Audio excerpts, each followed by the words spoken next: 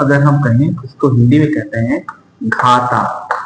ठीक है, exponent means घाता। ये एक ऐसा टॉपिक है जो कि जिनके पास मैथ्स रही है या जिन्होंने मैथ स्टडी करी है तो उनको तो ये बात समझ में आ जाती है कि एक्सपोनेंट किस तरीके से सॉल्व किए जाएंगे, घातांक वगैरह। लेकिन यहाँ पर उन लोगों को प्रॉब्लम ज्यादा होगी जो मैथ बैकग्राउंड से नहीं रहे, बट कंपटीशन में यानी कि हमारे यूपी टेट में और सी टेट वगैरह में इसका क्वेश्चन आना 100% तय होता है। तो आइए इस टॉपिक को जितना भी हो सके रुचिकर बना के यानी कि एक अच्छे ढंग से समझने की कोशिश करते हैं। हम इसको जीरो से लेकर और टॉप तक पहुंचाने वाले हैं, तो पूरी क्लास को आप बिना स्किप किए जरूर देखें। और मेरा वादा है कि आपको इस क्लास के बाद आपको एक्सपोनेंट के क्वेश्चन में कोई प्रॉब्लम नहीं आएगी। तो आइए देर न करते हुए पूरी क्लास को कंटिन्यू करें। और प्लीज वो मेरे लिए आप एक काम कर दीजिए, चैनल को सब्सक्राइब और वीडियो को लाइक जरूर करके जाइए, क्योंकि मेहनत लगती है हर काम में, चाहे आप कोई भी कर रहे हो। तो चलिए स्टार्ट करते हैं। कुछ बेसिक फंडामेंटल्स यहाँ पे हम पहले सीखेंगे। सबसे पहले एक्सपोनेंट्स होते क्या है? तो एक्सपोनेंट्स वो पावर्स होती हैं जो किसी नंबर के ऊपर लगाई जाती है। ठीक है, सिंपली जैसे हमारे पास कोई नंबर ए है, ए के ऊपर हम छोटा सा m लिख दे रहे हैं, तो ये कहा जाता है a to the power m, या कह सकते हैं exponent m, a exponent m। ठीक है, तो m अभी मैं जनरल ले रहा हूं, इसके बाद मैं यहाँ पे वैल्यूज लेके आपको समझाने की कोशिश करूंगा। तो a to the power m means क्या है? यहाँ पर एग्जांपल के तौर पे जैसे 2 टू द पावर 3 ले लेते हैं। ठीक, एक्सपोनेंट 3 है 2 का, तो इसका मतलब हो जाएगा, इसका मतलब क्या हो जाएगा? 2 को 3 बार लिखना है। कई बार बच्चे जो है यहाँ पर गलती करते हैं कि 2 को 3 से मल्टीप्लाई करके आंसर 6 दे देते हैं, जबकि ऐसा नहीं होता है। यहाँ पर 2 का पावर 3 का मतलब है 2 को मल्टीप्लाई में कितनी बार लिखना है? आपको 3 बार लिखना है। और इसकी अगर मल्टीप्लाई करा ले 2 टू जा 4 टू जा 8, मतलब इसका मतलब 8 है, ना कि 2 3 जा 6। तो ये बात जो छोटे बच्चे हैं अक्सर यहाँ पे गलतियां करते हैं, तो आइंदा इस तरह की गलती ना करें। ठीक है, 2 द पावर 3 का मतलब 6 नहीं है। हाँ, 2 द पावर 2 के लिए ये बात थोड़ी ट्रू हो जाती है, इस वजह से उनको लगता है कि हर पावर पे ऐसी मतलब पॉसिबिलिटीज होगी। जैसे अगर हम 2 द पावर 2 लिखे तो ऑफकोर्स इसको आप 2 आंसर इसका कितना 4 हो सकता है, 2 2 जा 4 कह लो, लेकिन ये तरीका नहीं है, ना तो ये 2 2 जा 4 हो रहा है। एक्चुअली 2 को 2 बार लिखने पर हमें 4 मिल रहा है मल्टीप्लाई। ठीक है, तो ये थी बात। अब ऐसे ही क्या कुछ रूल्स हैं, जैसे यहाँ पर 2 द पावर 3 लिखा हूं और मल्टीप्लाई में 2 द पावर 5 लिखा हूं, तो इसको हम कैसे लिखें? तो सिंपल तरीके से देखो, 2 द पावर 3 है तो हम क्या लिख पाएंगे? यहाँ पर 2 को कितनी बार लिखिए? 3 बार लिखिए। साथ ही साथ 2 द पावर 5 है, अगेन 2 को आप फिर से कितनी बार लिखिए? 5 बार लिखिए। 2 इंटू 2 इंटू 2 इंटू 2 और इंटू 2, 1 2 3 4 5। ठीक, अब इसको अगर हम वैल्यू का प्रोडक्ट निकालें तो कितनी हो जाएगी? 2 टू जा 4 टू जा 8 टू जा 16 टू जा 32 टू जा 34 64 128 और 256, यानी 256 ये इसकी वैल्यू आएगी। बट हर बार ये पावर को इतना लंबा हम नहीं लिख सकते, तो उसको क्यों ना हम डायरेक्ट यहां से यहां पहुंचे, ये बीच का जो बर्डन है इसे हटा दें। तो इसके लिए हमें कुछ बेसिक फॉर्मूले या कह लो बेसिक आइडेंटिटीज का ज्ञान होना जरूरी है। तो let's start to study about some important identity.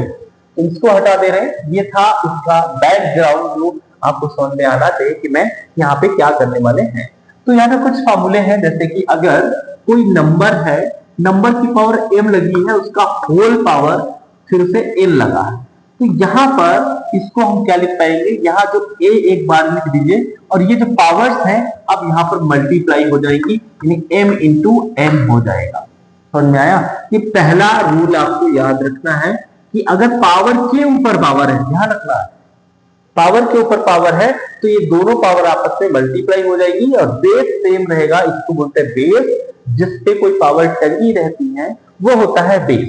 तो बेस के ऊपर ये जो ऊपर है इसकी मल्टीप्लाई कर दीजिए, हमारा आंसर आ जाएगा। ठीक है, या कह लो वैल्यू हमें मिल जाएगी। सिंपल अगर एग्जांपल के तौर पे यहां पर देखें तो एग्जांपल पे अगर हम 3 टू द पावर 2 लगी है तो उसकी पावर हम कितनी लगा दें, 3 लगा दें। तो एक्चुअली यहां पर क्या हो जाएगा, यहाँ पे 3 की पावर 2 इंटू 3 यानी 2 इंटू 3, एक्चुअली ये आंसर आपका आ जाएगा 3 टू द पावर 3 जा 6। अब 3 टू द पावर 6 का मतलब है 3 इंटू 3 इंटू 3, 6 बार लिख के जो भी प्रोडक्ट आएगा वो हम लिख पाएंगे। ठीक है, तो इसका ये मतलब हो गया।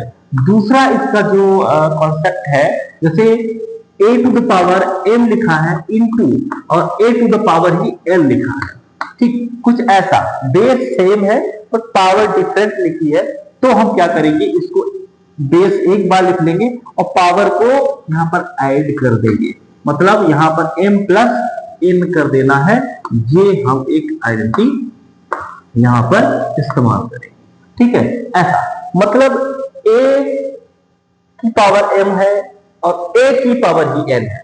m n का मतलब यहां पर अगर एग्जांपल ले तो मान लेते हैं 2 द पावर 3 है इंटू 2 द पावर 4 है, तो हम इसको क्या लिख पाएंगे, 2 एक बार लिखेंगे, पावर्स जो लिखी हैं उनको हम ऐड कर देंगे, यानी 3 एंड 4 इनको जोड़ेंगे तो 2 की पावर कितनी आ जाएगी, 3 और 4 7, यानी 7 आ जाएगा और यही हमारा आंसर, यानी हम इसको ऐसे लिख पाएंगे। आई बात समझ में? ध्यान रखना है, दो नंबर्स के बीच में अगर प्रोडक्ट है यानी गुणा लगा है, अगर गुणे का निशान है तो पावर्स जुड़ जाती हैं। ये जो पावर्स हैं वो जुड़ जाएंगी कब, जब बेस इनके सेम है। ठीक इसी से मिलती जुलती एक नेक्स्ट आइडेंटिटी है, जैसे a to the power m है और यहां पर b to the power m है। ध्यान रखो, यहाँ पर थोड़ा सा चेंज आ रहा है, यहां पर नंबर यानी बेस बदल गए हैं, पावर सेम है, तो हम इसको क्या कर पाएंगे, यहाँ a और b की आराम से मल्टीप्लाई करा के रख दीजिए आपस में, और उसकी दोनों की पावर m है तो अगेन इसकी पावर m लगा दीजिए। मतलब दोनों की जब पावर सेम है, केवल बेस बदले हैं, तो बेस की मल्टीप्लाई और पावर m लगा दीजिए। इसका एग्जांपल अगर हम देखें तो एग्जांपल तौर पे हम कह सकते हैं, यहां मान लेते 5 की पावर 3 है और इनटू यहां पर 2 की पावर भी 3 है, या m दोनों पे से पावर दोनों पे सेम है, बस बेस बदले हैं। तो इसको कैसे करेंगे भाई, इसको करने के लिए 5 इंटू 2 और उसकी पावर 3 थी, एक बार 3 लिख देंगे केवल, और ये जो आ जाएगा ये कितना, 5 टू 10, आराम से कर लीजिए और ऊपर पावर कितनी लगा दीजिए, 3, और यही आपका आंसर। या 10 टू द पावर 3 का मतलब होता है 10 इंटू 10 इंटू 10, मतलब 1000 आंसर आपका आ जाएगा। पावर नोटेशन में हम ऐसे नोट कर पाएंगे। तो ये जो 3 वाली आइडेंटिटी है या रूल है आपको याद होना चाहिए। ठीक है, चलिए फोर्थ वाला एक देख लेते हैं। इसका मतलब अगर a to the power m लगा है, ठीक है, और यहां पर डिवाइड है, चाहे ऐसे डिवाइड लगा हो या अपॉन में a टू द पावर मान लेते हैं n ऐसे हो, तो इसको क्या लिख पाएंगे, मतलब बीच में साइन डिवाइड का हो, भाग का हो, और एक बेस सेम होने चाहिए, बस पावर डिफरेंस है, बेस सेम है, तो क्या करेंगे, तो हम a बेस एक बार लिख लेंगे, और यहां पर देखो मल्टीप्लाई था तो यहां ऐड हो जा रही थी पावर, यहां पे डिवाइड है तो पावर क्या हो जाएगी, सब्ट्रैक्ट हो जाएगी, यानी a की पावर m माइनस n हो जाने वाला है, और ये एक आइडेंटिटी आपकी बन जाती है।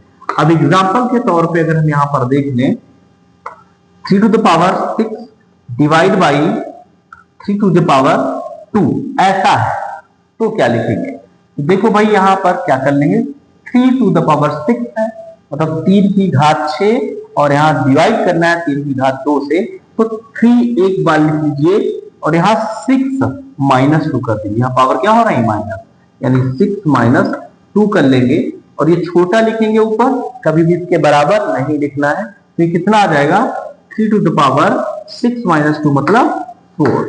आप यहाँ इसको छोड़ सकते हैं। ये एक डिवाइड रूल हो गया, मतलब डिवाइड दो नंबर्स के बीच में अगर डिवाइड साइन लगा है, बेस सेम है तो उनकी पावर सब्ट्रैक्ट हो जाएंगी, अगर मल्टीप्लाई साइन लगा है तो पावर ऐड हो जाती है, ऐसा। ठीक है। और